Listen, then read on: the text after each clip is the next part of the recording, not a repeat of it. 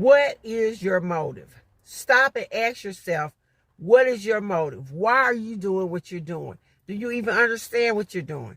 When you reach deep down in yourself and you realize that you may be doing something that you think is right, but it's wrong, know that God sends messengers. He may prick your heart, your mind, your spirit to let you know that what you're doing is not right.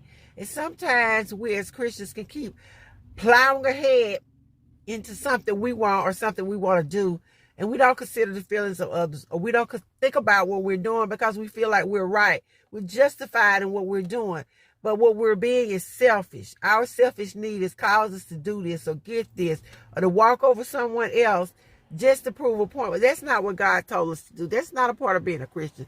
That's not being saved. That's being a person that's giving into their flesh. That means we haven't died to who we to that old person.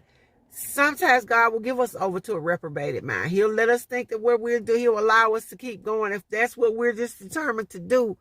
But please know that the end is not well. That it's not going to work out the way you think. And even if you get it, you're going to regret it. And I'm often reminded of the story of David and Bathsheba. And that story has fascinated me for years. But the thought that this king that had everything would take it upon himself to take the one little thing that the poor man had. Poor Uriah had one wife, and there David was with plenty of women. He took that one thing, that one wee lamb. So let's not take from others to further our causes or to further ourselves. Let's do what is right. Because if you'll remember, after David finished doing all of these things, God told him the sword will never leave your house. And so that's what happened. It did not. He had years of heartache and pain.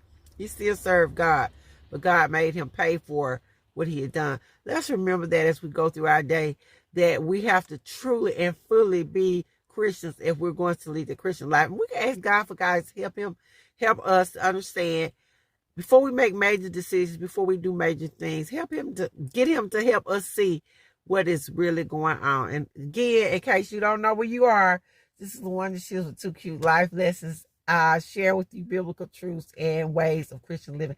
I'll see you guys in the next video.